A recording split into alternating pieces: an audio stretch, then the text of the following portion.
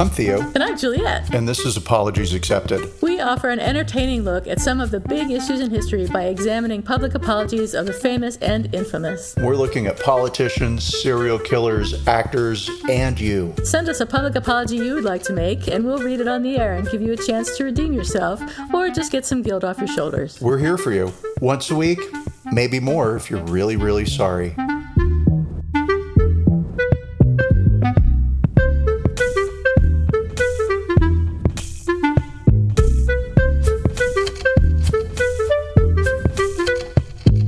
Hi, everybody. This is Apologies Accepted, the podcast. Yay! And I'm not Theo this week. And I can't remember who I'm not because it's been so, long for us. Oh my God. I'm not Juliet, everybody. Yeah, that's true. And we're not on vacation this week. So the first time, I don't know when the last time was that we did a podcast, but thanks everyone for sticking with us, assuming you are sticking with us. We've got some fun stuff to talk about this week. But before I get into that, I want to know what's shaking, Bacon? I've given you all of the real bacon off the air. So what I can say on the air is nothing. Things going on. Big old boring. You bought a new oven. That's exciting. It sounds like a really nice one. I bought a new oven. It is not a commercial, everybody. GE profiled. Nice range. I'm real excited for it. Yay, I'll be hooking it up myself today. Later, if you find a news story about a gas explosion in Austin, you will know it was me. God. Don't even say that. Oh, it'll be fine. You flip a switch, you screw in a hose, you're done. Easy peasy. I don't know. I feel guilty talking about any bacon because I haven't been to Stockholm and New York, and I can't even remember all the other places. Tree. Colorado.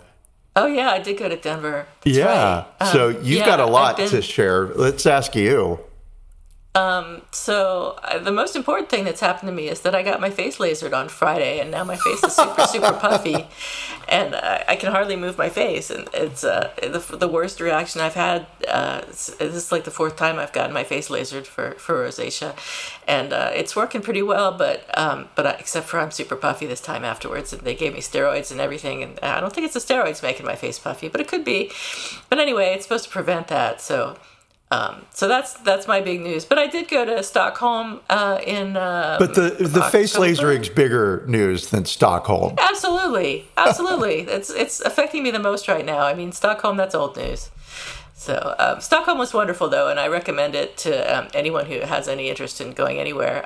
It's like Norway in that it's clean. Everyone speaks English. The food is great. The people are great. It's beautiful. It's gorgeous. The old town part is super charming and quaint. The coffee is great. I can't say enough good things about it. It's a little bit expensive, but what's not these days? Everything is super expensive. So yeah, there's some airfare deals to Stockholm and Norway right now. I was noticing on Going. If you have Going, you can get some like $400 or $500 flights to Scandinavia right now. So check it out. I also went to New York. Crazy. I know, right? And I went to New York, and New York was even more expensive than Scandinavia. New York was crazy expensive, but we had a really good time. And Brent's got some problems with his feet, so he doesn't walk too much. He can't walk too much because it hurts. So we took a taxi everywhere, which is, I think, one reason it was super expensive. But it was fun. We had a great time. We went to like all the museums and did all the things. And I think the most interesting thing maybe one of the most interesting things that we saw was, and I was really surprised at this, I didn't really want to go, but I was like, why not? We're in the neighborhood. We went to the World Trade Center Memorial. Have you been there? No. It is not at all what I expected. I expected it to be like super cheesy and maudlin and, overdone. And it's not. It's really tasteful and sort of understated and moving. And I really appreciated the work and the thought that went into it on my behalf so that I could come and see it a couple weeks ago. So so that was cool. And then we went to Joshua Tree to hear some bands play, which was really fun. Had a good time doing that. And then last weekend, I think it was, I went to Denver to see another band that I really like. at the Mission Ballroom, and that was fun. It was really crowded. I did not expect this band to have such a big following in Denver, but they had previously done last year, I think, a concert at Red Rocks, which was really very. It was really great, and the people that were there talked about it a lot, and I think hyped it up, so people wanted to go to this concert to see if it was going to be just as good. I don't know if it was or not because I didn't see Red Rocks, but this concert was really great. They have a lot of really fantastic sets, and the lighting was amazing. I've never seen such lighting, even at like Broadway plays and things like that. The lighting for this was on a par with that. So, yay! That's, I think, what I've been up to in a nutshell. Yeah, this dovetails very nicely into our topic today, right? Oh, yeah. Yeah. Because it's about music, and I'm always a little shy about music as an industry because this wasn't my thing. It was your thing for sure, right? Uh-huh. And case in point, you actually spent airplane money to go to a place to see a band perform. Not the first time. I went to Austin to see that band with you. Yeah, and you introduced me to the New Pornographers, whom I had heard of before. Like, I probably knew I don't even know that I knew one of their songs, but I'd heard one of their songs, right? And I loved them. They were great. And so I have always really admired and valued your opinions and thoughts on music, right? Up until the Denver band, because when you sent me that clip, I was like, what is this? Oh, you would have loved it. The show was so good. It was really, and really I have to believe you because I do, right? You would have loved it. But based on the 4 seconds of that one song. Yeah, I mean, listening to the music is not the same as seeing the show. It's just one of those bands that you have to go see live to really get the full effect. So if they come to Austin, I'll come out and make you go. Don't threaten me. So talking about rock and roll, which is a big scam. The music industry is just a nightmare, and this is one example of it, I think. Jann Wenner, who co-founded Rolling Stone magazine, of course the biggest rock and roll magazine of all time.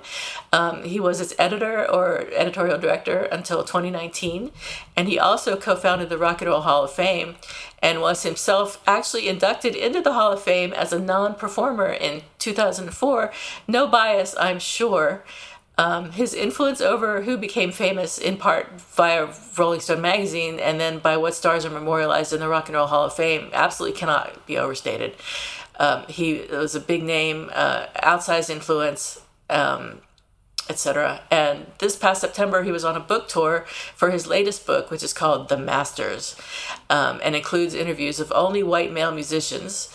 So implying that only white males are masters. He made a controversial statement telling the New York Times that the fact that he only included white male musicians, so he's digging himself a deeper hole than he already dug himself, he said, was not a deliberate selection. Insofar as the women, just none of them were as articulate enough on this intellectual level.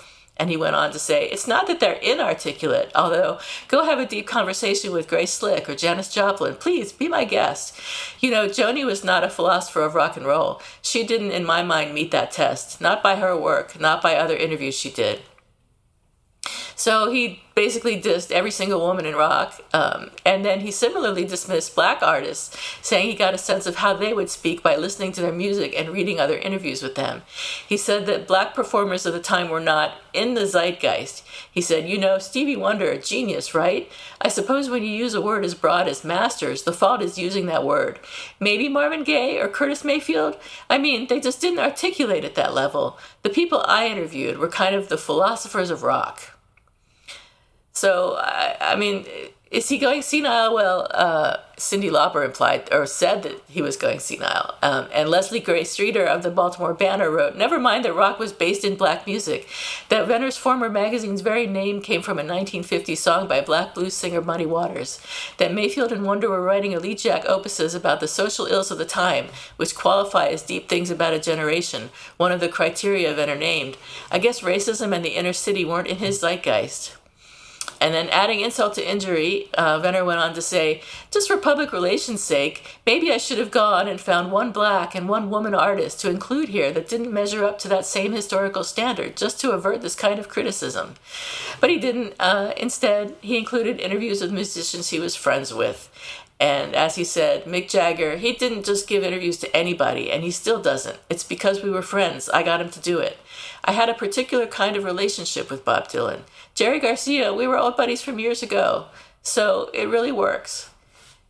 I mean, he couldn't have said any worse things if he had tried. It's tone deaf. It's terrible. Tone deaf. And he's never been a nice person or a smart person, in my opinion. But this is really just dumb. Well, as I bragged before we started, I know nothing about music, so I had never heard of him. Oh, that's Rolling good. I'm glad Stone, somebody hasn't heard of him. Yes. Right? The magazine, yes. Yeah, sure. Right? I would have a hard time telling you what band Jerry Garcia belonged to. But Really? I'm pretty sure it's the Grateful Dead. Yes, you're right. Okay, cool. Good job. Thank you. Yes. But could I name an album or a song? No. Like none of the people that he interviewed for the Masters are in my zeitgeist. The Rolling Stones. Right. I mean, they're boomer rock, really, and older than even us. Yeah, and that's what this. I mean, this is many things, right? Yeah. But Rolling Stone was such a cultural influence on the culture for decades. Oh yeah. And this guy and that generation and that culture are dying out and going away. Things have changed, but he hasn't gotten the memo. No. And he's not on the Rolling Stone. He's not the editor anymore. He hasn't been since 2019. And I think I know he was kicked off the board for his statements of the Rock and Roll Hall of Fame, but I think he was sort of backing off, or they were backing him off even before that. So I'll talk a little bit about the demographics of the people who have been inducted into the Hall of Fame in a minute, but I think things have been getting better since he left. So yeah, absolutely, to your point, he's sort of a dinosaur, and even though Rolling Stone has improved somewhat since he left, he's not kept up with it. He himself, no, not at all. No. And it's all, to use my favorite word this week, it's all unfortunate. It is unfortunate. Yeah, it sucks. Yeah, Vernon Reid of the black rock band Living Colour wrote on Twitter that Wenner could have just titled his book, My Super Talented White Dude Multi-Millionaire Friends. And the Black Music Action Coalition said he's shown what many industry leaders still think about black and female musicians, and his choice of words are an affront to the creativity and genius exhibited by so many artists. Yeah, I mean, it's not even that he said the quiet part out loud. He said the quiet part out loud to the New York Times during a recorded interview where the reporter, I listened to the interview because, my job is doing research on this. Yeah, absolutely. And the reporter did stop him and did say, hey, I'll let you rethink what you just said. And no, I don't need to rethink it at all because this is true. It wasn't even like, this is my opinion. And why it matters is that this guy whose thinking is very white male centric was a gatekeeper of the culture. Yeah. And unsurprisingly, given the opinions that he's held, the Rock and Roll Hall of Fame has also been criticized for the relatively few women and minority artists who've been inducted. And I think by 2019, something like 8% of the people in the Rock and Roll Hall of Fame were women.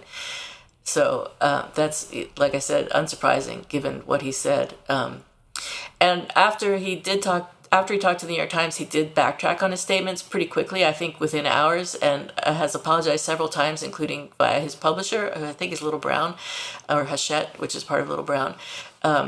But he was removed from the Rock and Roll Hall of Fame board, and an appearance at a literary festival was canceled, and I believe all of his upcoming promotional events for the book were canceled by his publisher. So obviously they didn't trust him to speak in public about his book. And I think his book sales did not do anywhere near the numbers that they had expected them to do. So good. It's number 7,400 on Amazon's bestseller. It's not even on the bestseller list. Wow. On the Amazon list of books. Yeah. He didn't help himself. Well, he didn't help his legacy. He's got all the money in the world. He doesn't need this book. He doesn't care. And he said in the interview that he doesn't give a fuck. So I guess this is what happens when you don't give a fuck. Your book doesn't do so well, but you've got enough money to live off of for the rest of your life, and probably several other villages of people as well. But yeah, so we can talk about the apology unless you've got anything else to add.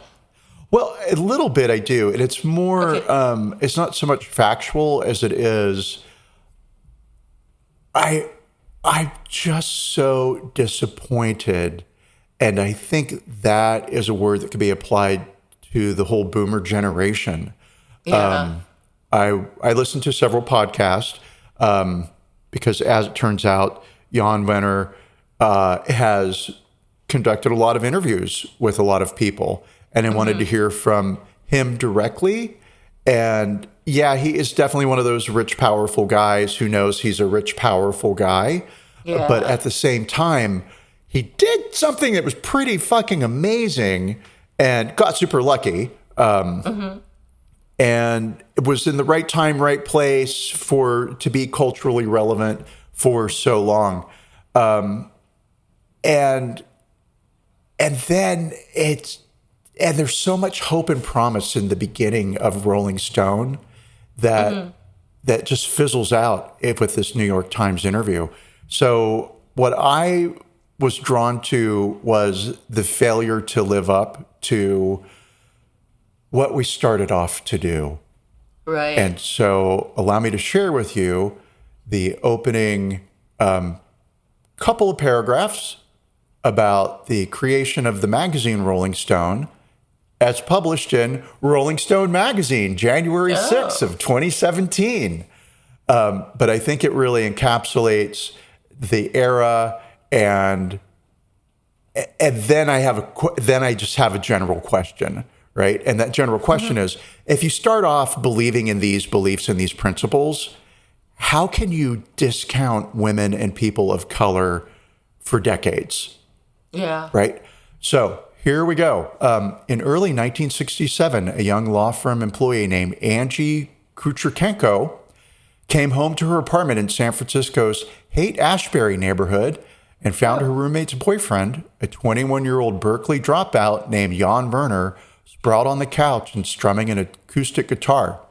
He had a big idea he couldn't wait to share. He sat up, put the guitar aside, and said, "I want to start a rock and roll magazine." Kucherenko, remember? What a name. I'm sorry. I said, "Rock and roll? Isn't that a passing phase?" Not to Wenner. For him, the Beatles, Bob Dylan, the Rolling Stones, and local bands like the Grateful Dead were hugely important cultural figures who deserved an outlet that took them seriously. There was nothing called rock journalism as a profession, Wenner says. If you picked up Billboard, you might get a sense of the music business, but you wouldn't keep it as part of your regular diet if you were interested in rock and roll. Let's see. A well-established local newspaper columnist happened to share Wenner's passion. Ralph J. Gleason of the San Francisco Chronicle. The pipe-smoking 48-year-old had been writing about jazz for decades, but he'd begun devoting space to artists like Dylan and the Dead. In October 1965, Wenner was taking in a concert at San Francisco's Fisherman Wharf, put on by local promoters, The Family Dog, when he approached Gleason. He said, "I know who you are." He'd been reading what I'd been writing in Berkeley's student newspaper, The Daily Call. We really hit it off, and I became a regular visitor to his house. His whole family took me in. Wenner began envisioning a magazine to chronicle the rapidly growing rock scene, and he enlisted Gleason as his partner. The pair tossed around names like The Electric Typewriter and The New Times before settling on Rolling Stone. The inspiration came from an essay Gleason wrote in The American Scholar titled Like a Rolling Stone after the Dylan song. His subject in that article was the significance of rock and the wisdom of youth. Despite having a great title, a smart concept, and a partner with a huge Rolodex, Wenner didn't have a cent to get his magazine off the ground. When he approached me about being a staff photographer, I said, "That sounds like fun. Tell me more," recalls Baron Woolman.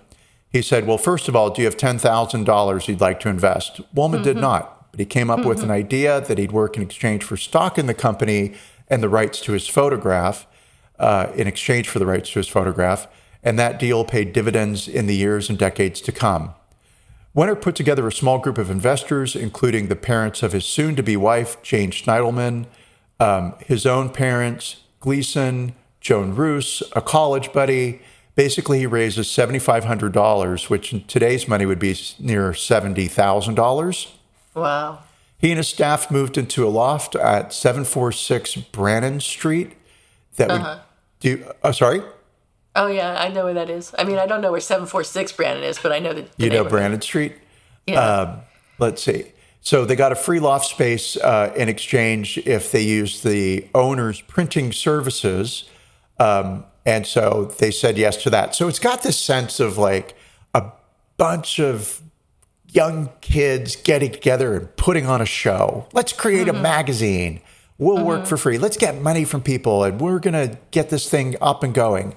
In September of 1967, Wenner walked up the wooden stairs of the printing press shop into the loft with a group of volunteers. It was dusty. There was hardly anything there at all.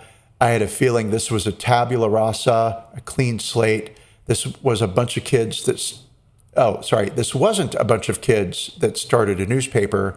It was Jann Wenner getting the people around him to realize his dream. So it goes on a bit more about how they really were not close to the music industry epicenters. They weren't in New York. They weren't in LA. They were in San Francisco. And San Francisco was creating the hippie culture, right? And so they were outside of the mainstream music industry, and they had the freedom to be honest, and they established a reputation within the city of being a good magazine that was relevant. Let's see here. And, they gave Annie Leibovitz her start in photography, right? In 1971, she was 21 years old. They've been open for 4 years. And they let her do her thing. And she came on to become quite prominent as a photographer and move away from Rolling Stone. But I mean, it definitely helped establish her career.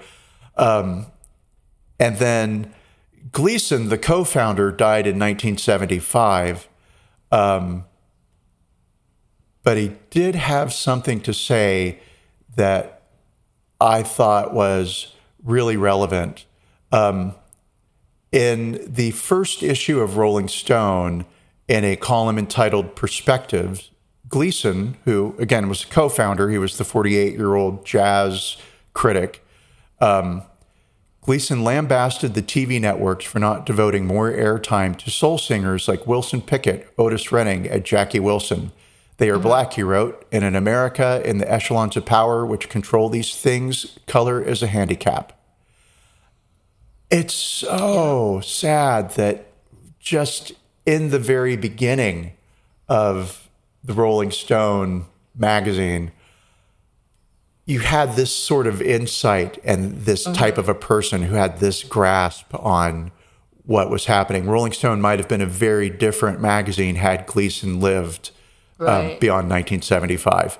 But he didn't, and Jann Wenner did, and became rich and powerful and successful. And just like what happened, okay, now I'm going to take a broad brush and I'm just going to paint every artist ever. But with fame and success and money, you lose your integrity. It happens. It happens. So, that is what I have in terms of Rolling Stone and my thoughts around Jann Wenner. He did a lot. He was culturally significant, and at the same time, he didn't do enough. Yep, absolutely. And he kind of... And he's gay and Jewish. He's gay and Jewish? I didn't know that. He's Jewish, and the Jewish community in San Francisco was very small in the 60s and 70s, and came out as gay, or at least bisexual, 18 years into his marriage with his wife, His rich Jane, wife. his now ex-wife. And he is remarried, and his current husband and he have 3 children. So it's... How do you have that mindset? Yeah. How do you not see what's right in front of your face? That's a very topical conversation, which we won't have. But but we can talk about the apology instead. Let us do that. Yeah, because all right. I mean, I can't wait to hear what you have to say. Because his statement was tone deaf. His interview with New York Times is tone deaf, and his apology. Let's hit it. All right. He said, in my interview with the New York Times, I made comments that diminished the contributions, genius, and impact of Black and women artists, and I apologize wholeheartedly for those remarks. The Masters is a collection of interviews I've done over the years that seem to me to best represent an idea of rock and roll's impact on my world. They were not meant to represent the whole of music and its diverse and important originators, but to reflect the high points of my career and interviews I felt illustrated the breadth and experience in that career. They don't reflect my appreciation and admiration for myriad totemic, world-changing artists whose music and ideas I revere and will celebrate and promote as long as I live. I totally understand the inflammatory nature of badly chosen words and deeply apologize and accept the consequences. Now, my first response to that is bullshit. That's just pure bullshit. To say that it was a book about rock and roll's impact on his life, well, he's Rolling Stone. He's the Rock and Roll Hall of Fame. So he has more than just, little old Jann Wenner to what's the word I'm looking for? I don't know. It's more than just him. He can't isolate his own impact to just one person. He is rock and roll to a lot of people. So bullshit is my gut feeling. But let's look at the criteria that we have for our apologies. So was there an expression of regret? No expression of regret. Was there an explanation of what went wrong? Well, kind of. I mean, he did say that it was just his world that he was talking about, not rock and roll as a whole. So I have to give that a grudging yes. Was there an acknowledgement of responsibility? Kind of. He did say that he did say those things. So, okay, he made comments. That's fine. He diminished the contributions and impact of Black and women artists. Yes, he did say that. Was there a declaration of repentance? Kind of. There was no offer of repair. He didn't say what he was going to do. He said, I will celebrate and promote as long as I live, the women and Black and people of color. But he hasn't said, well, I'm going to go try to influence the Rock and Roll Hall of Fame to admit more people who are more diverse. He didn't say he was going to start a new magazine that would, focus on these people. Nothing like that. And there was no request for forgiveness. So let's see. If I had to rate this, I mean, as an apology itself, just on face value, I would give it a 5. But my gut feeling and my gut response to this apology, I give it a 0. What do you think? So when I read the apology, my first thought was "fuck you." Yeah. Right. And it's that bit of "I will accept the consequences." Yeah. Oh, honey, we don't get a say in whether or not we accept consequences. They shower down upon us, whether we want them to or not. That's the definition of the word consequence. Right. Yeah. So hooray, you accept them. That's cool. Yeah, good for you. And then I thought about it a little bit more. Like some of the things are there, and it is also. So it's not a genuine apology. It's issued after he gets backlash. And he probably didn't even write it, like so many apologies that we look at here. And he may not have written it, or he may have just casually dashed it off. ChatGPT. It's got a little bit of that British tinge to it. He doesn't say unreservedly, but there's a piece in there which is a British formula of I apologize without reservation, right? Yeah, unreservedly or whatever yes. you said, yeah. So my rating, so I give it a 4. I was originally going to give it a 3, but after listening to your analysis, which I should just sit down and also do that same thing, like, here's the list, did he hit it? But I'd rather just come at it emotionally. So I give it a 4. I raise it up from a 3. Okay. He does hit some of the things. What is missing is, sure, sincerity is missing, but reparation. And so what is it that you're going to do? And that line about I will celebrate and promote. No, you fucking won't, because you didn't fucking do it in the first place. Exactly. And when in an interview with, again, I will say the New York Times, I don't know if you've heard of it, but it's a big newspaper in America. When a reporter says, I'll let you rethink that, you need to shut the fuck up and take a step back and realize something big just happened. Right. Yeah. And so is the history of Rolling Stone forever tarnished? It's diminished. Yeah, I think to the people in the know, it was never that big. I mean, not that big, but it was never that pure or the untarnished in the first place, because we can see what they focused on.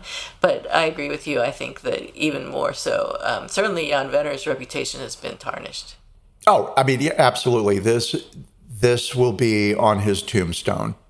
Yeah. Jann Wenner, who famously gave an interview to the New York Times where he discounted women and people of color, the Articulation. 8% of Hall of Fame inductees were women. So, screw you, Jann Wenner.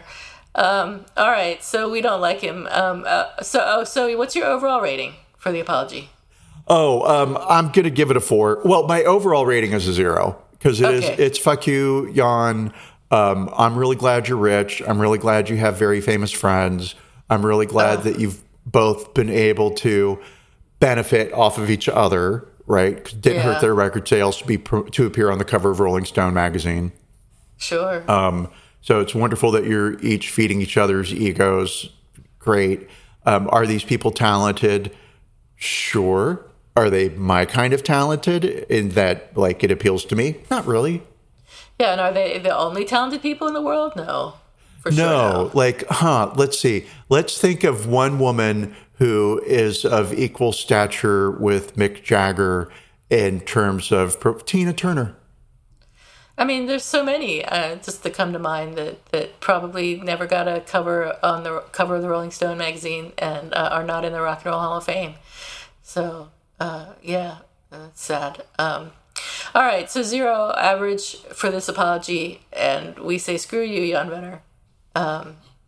Hope you do what you said and celebrate and promote the diverse cultural music that you say you will, but we don't expect anything from you. So No. Talk about expectations. Do we have an apology expected or a who's sorry now from you this week, Theo? I have an apology expected, and it's from a volcano in Iceland. Oh my God. Yes. Once upon a time, James and I were stranded because of a volcanic eruption in Iceland. And you were? Oh, we were, yeah. I didn't know you were. Oh my God. Yes. It's like 10 years ago. It was great. We went, we were going to go to Venice in Italy. And we were changing planes in Denmark. And all the flights had been canceled. Oh my God. Except for ours. Our flight really? to Venice. Yep. And I swear to God, while we were watching our flight was due to leave, right? We were like running off of whatever flight we'd gotten off of to our connecting flight to Venice. And as we're running down the terminal James stops and he's looking at the screen, and you can just see all the planes going from departure time to canceled. Big red X's, canceled, Oh, right? my God. It was like Vegas. Like they were just chick, chick, chick, chick, chick, chick. And he was like, oh my gosh, we need to get going down to that gate, and our flight's not going to be canceled. They can't be canceled. We got onto the plane and we landed in Venice, and then we were there for 9 days. Wow. We originally had only intended to be there for 3. And That's wonderful, though. What a wonderful place to be. yes and no. Really? And What more time of year no was than it? yes. Okay, so thoughts about Venice. And this isn't the apology. It's the volcano owes me the apology, not Venice. Yeah. Right? Yeah. Every restaurant was either pizza or spaghetti. They were all set to cater to Americans, and it was literally pizza or spaghetti. Very small. There wasn't a lot to do. We went to, so the Guggenheim, got a museum, Peggy Guggenheim's home, which is a modern art museum, and walked around, went to Murano, bought some glass, but mostly we just walked around Venice and spent most of our time being worried about, are we trapped here forever? When can we get home? Oh, that's so sad. Everybody in town, because Venice is nothing but a town of tourists, right, was struggling to get out. So all the rental cars Was it were summertime? gone. Pardon? Oh, Was it yeah, summertime? of course. Okay. Yeah. That's too bad. Yeah. So bad. And now seeing that there's more volcanic activity happening in Iceland, I totally expect there to be a massive supervolcano that explodes. So I do expect the volcano in Iceland to be issuing an apology, and I would also expect that air travel will be grounded for a couple of hours. I'm glad I'm done with my Scandinavian travel for now, because I think that absolutely the volcano is going to blow. They've already evacuated one town, and I think I saw a TikTok of a street that had started to collapse from the volcano in that town. So if that was a legitimate TikTok, then yes, things are definitely starting to act up. Yes. So apology expected from an inanimate object. We'll Well, wait for that actually, it's an apology. animate object, but it's not a conscious object. Anyway, that volcano is going to be saying, sorry, Theo. I'm not going anywhere. I stay home all the time. So where am I going? That's good. You don't have to get stuck anywhere this time. Yeah. And I'm glad you're home so that you won't get stuck anywhere. And what about you? Apology expected, or who's sorry now? Apology expected. There's a Chevron station on Van Ness Street in San Francisco here that installed this sonic device that they said it's to prevent loiterers, which means homeless people. So they said that it was installed to prevent loiterers who might harass or threaten its employees, but it's just to keep the homeless people away. But the noise has kept the neighbors awake. So apparently the noise is like a high-pitched whine that goes off at random between 6 a.m. and 11 p.m., which just seems like not so bad hours, but still, why would you do that to your neighbors? Chevron station, that's insane. So, and the police said the only thing that the owners of the condo building next door can do is to contact an attorney. So I'm expecting an apology from Chevron, who so far has refused to respond to this complaint. So that's my apology expected this week. And they will not be apologizing, and they will be raising the price of gasoline. Probably, yes. Both will happen. And they will keep their stupid machine going all night. I'm glad I don't have a gas station next to me. Having lived next to a public business, there is nothing you can do about it at all. You can hire all the attorneys you want. Maybe you get some concessions, but you're never happy. Yeah. And I thought initially you were going to say they installed a sonic device to keep teenagers away, because there's a frequency that only younger children can hear. Younger people can hear, yeah. Yeah. No, this is for the homeless, so apparently everyone can hear it. I was going to say, like, just hire somebody, but I guess you're paying an hourly rate versus buying a megaphone. Right. Yeah. Nah, I don't have a solution for them. Nope, don't either. Hope it works Usually out I have for an them answer when for there's an everything. apology. So are we going to do another podcast next week? I think I'm going to be around. Are you going to be around, or do you? I'm around. I am going nowhere for the longest time. Me too. My travel's done for the year, I think. So we can podcast our hearts off. Yay, America! You're welcome. And Thanksgiving is coming up, so it'll be time to get our eyes focused on holiday apologies. Sure, that sounds stupid. I'm so excited. What are you doing for Thanksgiving? Do you know? I do know. James has a friend named Allison who lives in Cape Town, and she's coming up to spend Thanksgiving with us. It'll be her first American Thanksgiving. And, well, actually, I don't know. Maybe she's had Thanksgiving in Cape Town or around the world somewhere, because people do throw Thanksgiving dinners outside of the U.S. But no, and there's nothing better to me than having somebody who's never experienced a Thanksgiving dinner before. Oh my God, that would be so much pressure for me. Because everything you do, they just accept as this is how it's done, and it's always done. They have no idea. Like, oh, the turkey's always supposed to be this brown. Yeah, it's always blackened turkey. Awesome. That sounds great. I don't know what we're doing. I think we're just going to hang out and have some corn roast, some vegan corn roast, as we usually do. That's what Thanksgiving is all about. It's about hanging out and eating something that you only eat around Thanksgiving time. Yeah, exactly. We don't eat corn roast the rest of the year. That's for sure. Yeah, and I'm going to say I won the battle, but every year James tries to reinvent Thanksgiving with like, let's have prime rib. No. No. How about fish? How about no? How about not? It's Thanksgiving. It's not dinner. It's not about the food as being good. It's about having the same thing every year. Exactly. All right. So, well, on that thankful note, don't trip potato chips and stay cool cucumbers and whatever else I might say that I've forgotten. I think that's it. Other than I get to say goodbye. Yay. Goodbye, everybody. Goodbye, everybody.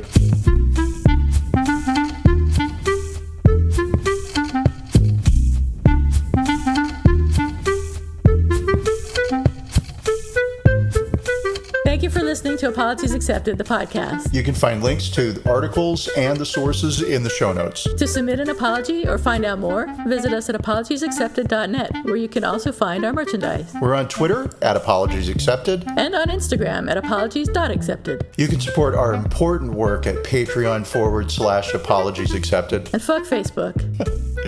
Bye. Bye.